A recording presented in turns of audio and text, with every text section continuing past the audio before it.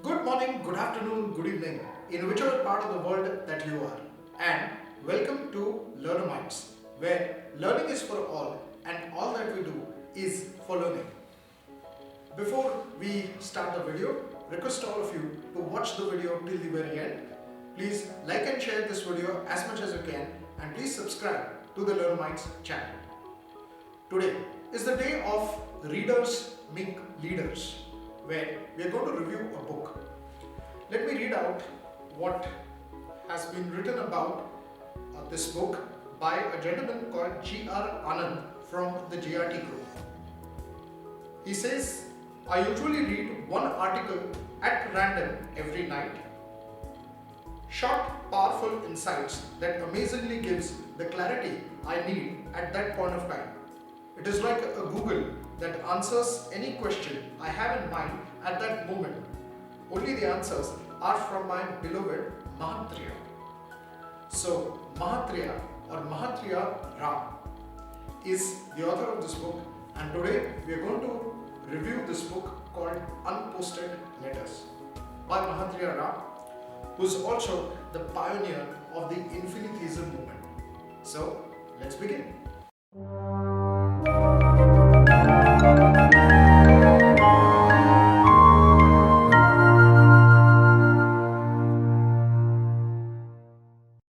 The book Unposted Letters by Mahatria Ra has been divided into 66 chapters to be precise. Each chapter has got a very interesting name, like today is his gift unto you, be the greatest gift to someone, so on and so forth. Each chapter is about 2 to 3 pages, and this is the size of the page. It's about quarter size, as we say.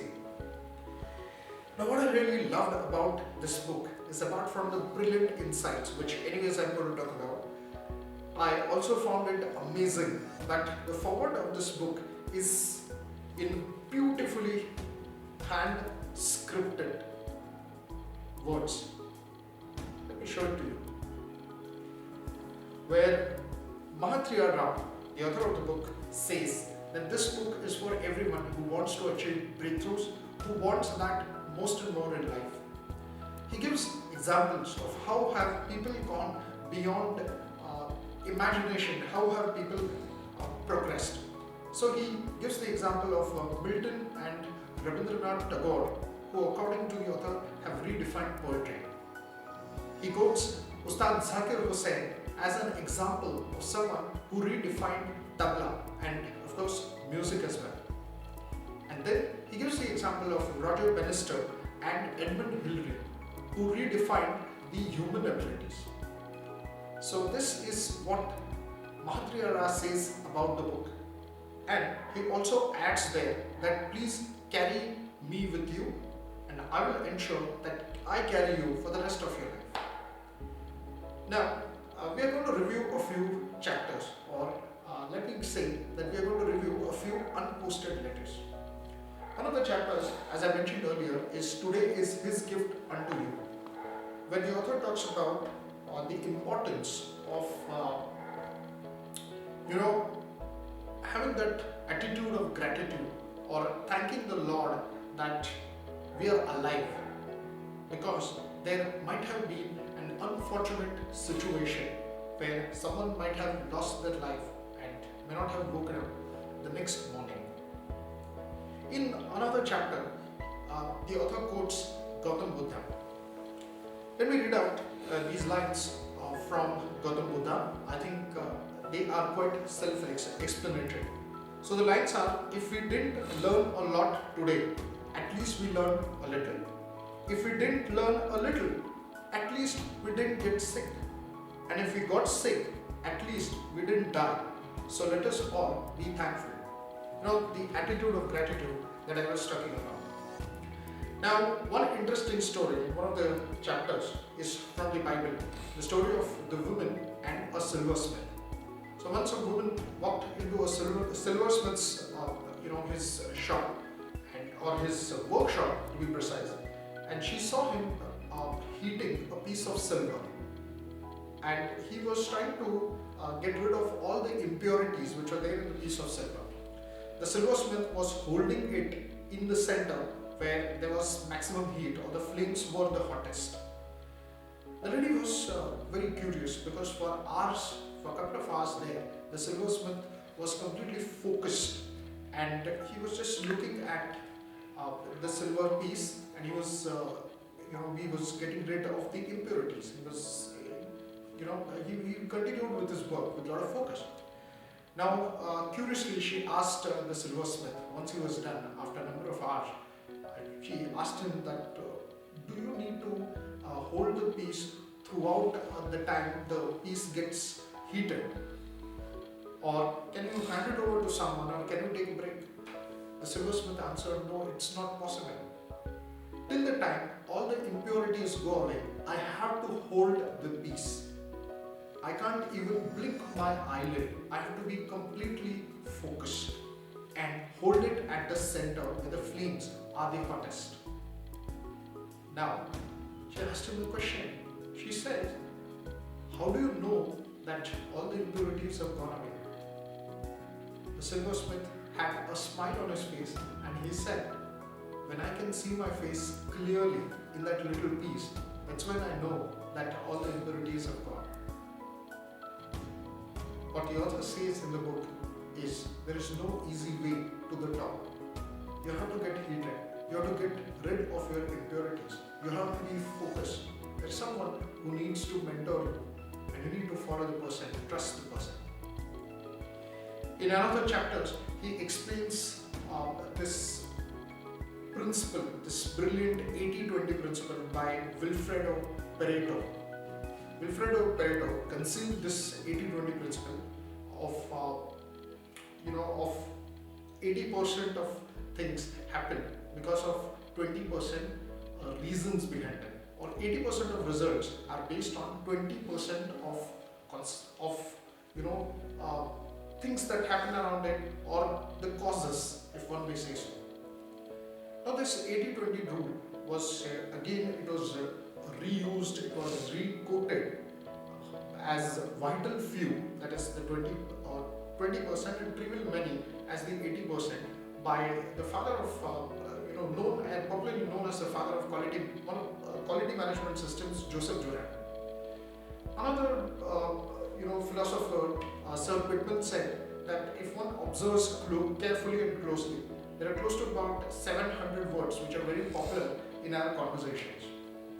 All in all, if we look at the essence or the crux of this vital few and trivial many, or Pareto's 80-20 principle, what the author says is that it takes that 20% focused efforts, or rather the author concludes that it is 20% of your time, of your devoted time, that decides the value of your life. Or those 20% actually govern 80% results of your life. So remembering and applying the Pareto's principle is extremely important for humans. Likewise, he continues with a lot of interesting anecdotes and stories throughout the book. One of the stories which he talks about is a very interesting story, and I could relate with it completely, where it is a story of a husband who gives his wife a car on her birthday.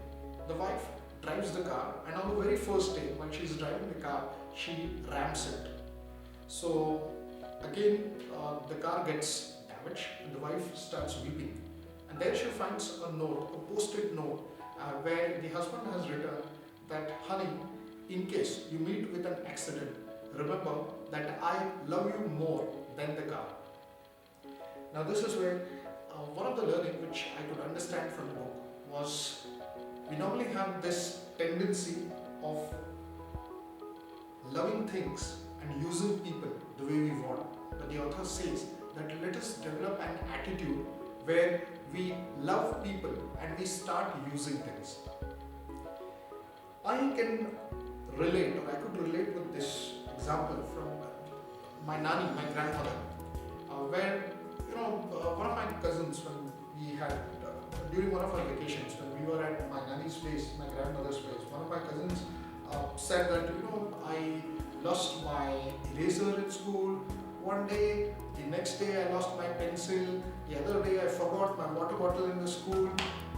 My nanny was looking intently, listening intently, and finally she answered to my cousin, saying that in Marathi, of course, तू हरवला नाहीस ना, मग मी ठीक आहे. वस्तू हरवल्या तर काही हरकत नाही. What she meant was, you are there, and that's what really matters. Even if you lose these things, that's okay. Finally, in one of the chapters, the author also talks about that we have developed this tendency over the years where we accept ourselves the way we are and we expect the world around us to change. Instead of that, can we look at it this way?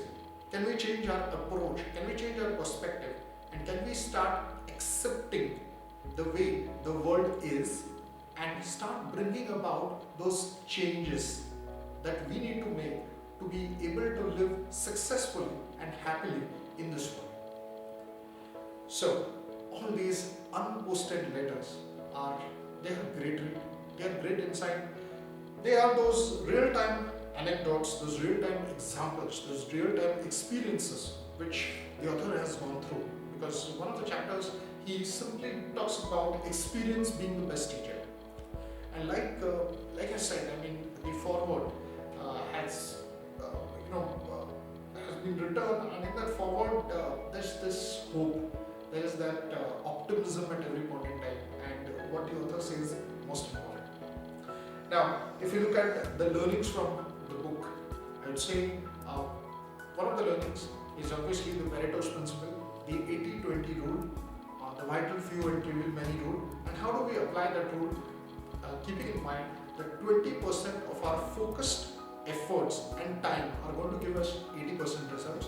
So Pareto's principle, number one, the 80-20 rule.